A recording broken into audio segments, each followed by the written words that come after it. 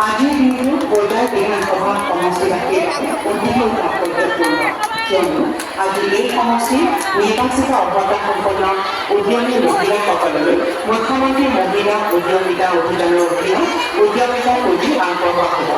এই উপলক্ষে আয়োজিত আজিৰ এই বিশেষ অনুষ্ঠানলৈ অসম চৰকাৰৰ হৈ মই আপোনালোকক আন্তৰিকতাৰে আদৰণি জনাইছোঁ।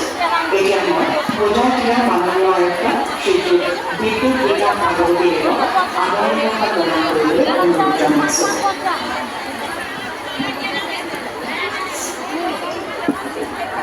পৰম শ্ৰদ্ধাৰ আজিৰ সভাৰ মুখ্য আকৰ্ষণ মধ্যমণি